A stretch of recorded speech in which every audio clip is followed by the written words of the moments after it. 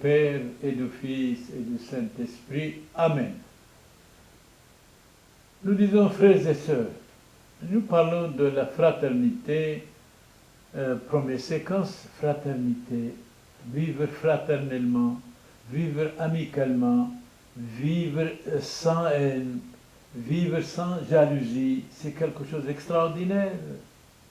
Le pape Léon XIII, mort en 1903, premier pape qui a parlé à la télé, première.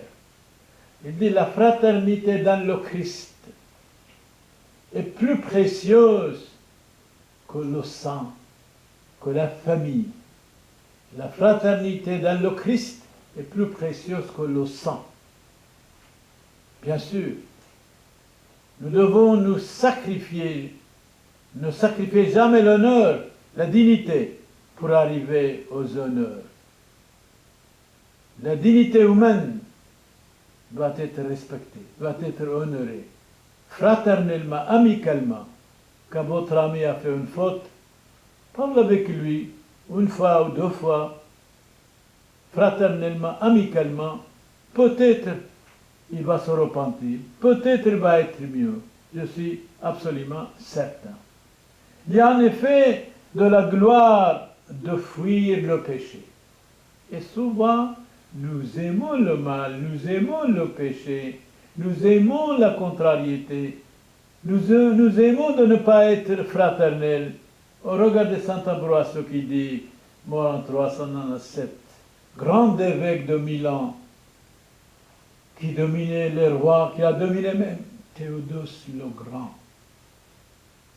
Il y a en effet de la gloire de fuir le mal, de fuir le péché, de fuir la jalousie, que le prêtre fuit à l'exemple de Jésus-Christ en Égypte. Le prêtre doit fuir le péché. Le prêtre doit être modèle pour modeler. Le prêtre doit être vierge toute sa vie, comme Jésus était vierge. Le prêtre représente Jésus-Christ sur la terre.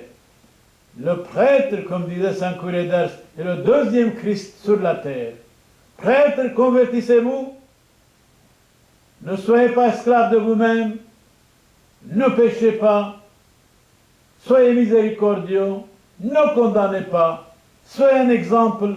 Vous pouvez aussi donner des exemples aux autres. Oui, dans l'Évangile, il est écrit, chapitre 10, verset 23, « Quand on vous persécutera dans cette ville-ci, fuyez dans une autre. » Je crois qu'il faut fuir le mal, il faut fuir le péché, il faut fuir la jalousie. Vraiment, vraiment. Alors, Jésus l'a prédit, quand vous êtes persécutés, fuyez dans une autre ville. Aujourd'hui, au XXIe siècle, les chrétiens sont persécutés. Dans le monde entier, les chrétiens sont massacrés, persécutés, épuisés, démolis. Il n'y a personne qui dit quelque chose. Alors, chrétiens, réveillez-vous. Pape, défendez les chrétiens. Ne défendez pas trop des musulmans qui massacrent les chrétiens. Même les musulmans sont étonnés de vous, sa sainteté, sont étonnés de vous. Dire, mais il est fanatique pour l'islam plus que nous. C'est invraisemblable. Empêchez le mal. Qui n'empêche pas le mal le favorise. On disait vraiment, l'Église aujourd'hui favorise le massacre des chrétiens, la persécution des chrétiens dans le monde entier. Il y a des blabla de temps en temps, il y a des paroles, mais ça n'est pas suffisant. Il faut l'action. Sont nos frères dans le Christ, sont baptisés au nom du Père et du Saint-Esprit. Nous devons les défendre quoi qu'il arrive.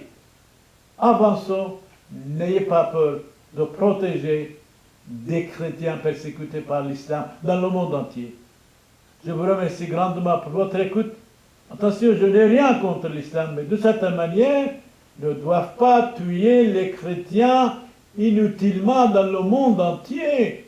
Ne doit pas les chasser de leur maison. On va tous les jours. Où a le nom? Loué soit Jésus-Christ. Nous devons nous défendre quoi qu'il arrive. Amen.